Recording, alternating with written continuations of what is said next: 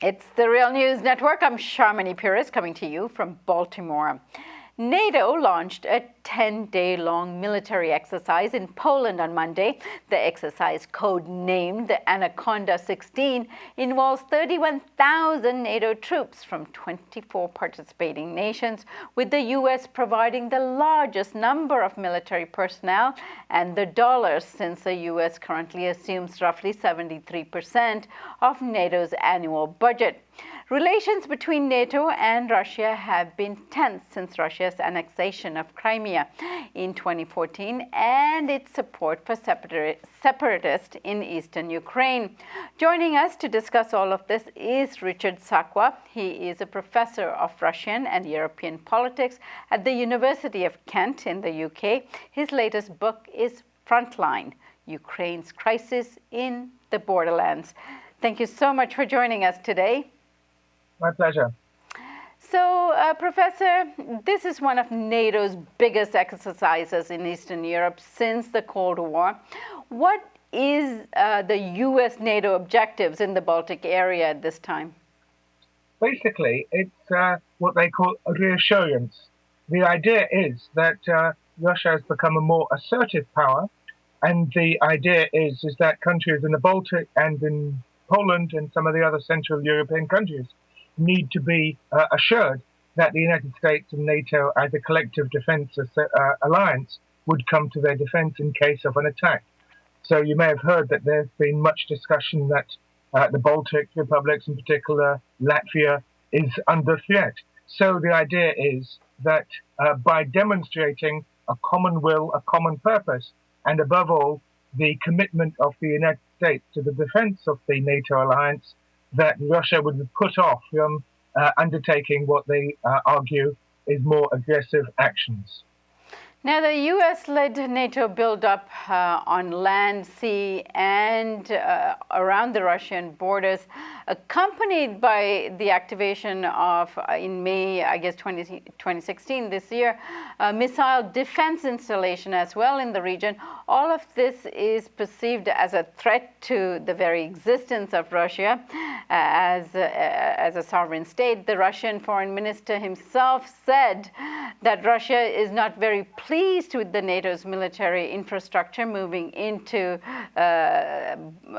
countries surrounding Russia, and it is not happy about dragging other states into this military activity. He added that they will invoke Russia's sovereign right to ensure its security and will respond to NATO's activity in the Baltic region accordingly. This is all very scary. What did he mean by that? Yeah. Well, the big picture in immediate terms is that NATO has enlarged from 12 countries in 1991 to 28 now, with 29 Montenegro due to join soon. So the alliance, from being a defense alliance against the Soviet Union, has become obsessed with enlargement, and it's now enlarged all the way to Russia's borders, with a potential enlargement to Georgia and to Ukraine. Now, in many ways, you could argue that NATO enlargement is not a danger because it's not an offensive alliance, it's security, and it's actually avoided the sort of fragmentation of security in Europe. That would be fine if Russia was part of that security order. I think that's an issue we're going to return to.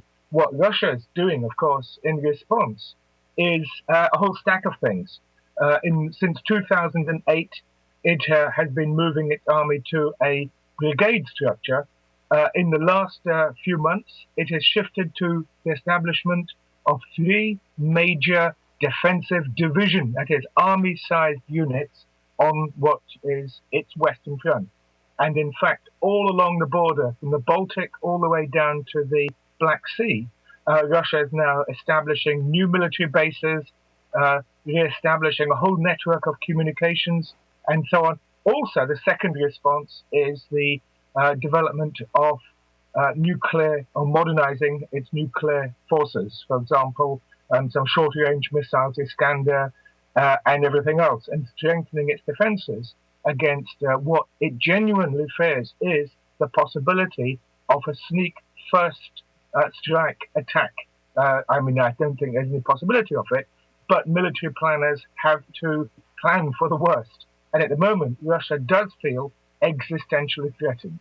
Even the liberals, way back, Yavlinsky, for example, the head of the social liberal Yabloko party, argued that a tank, even if it's painted pink and it has a flower stuck in its turret, it's still a great big lumbering tank coming towards you. And that is shared across the political spectrum in Russia. Who needed NATO enlargement?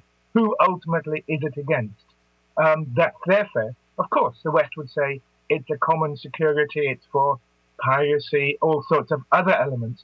But the point is that the inability to create NATO as part of a common security system has led to this confrontation. All right, Richard Sakwa, let's take up further analysis on this issue in our segment 2. Thanks for joining us for now.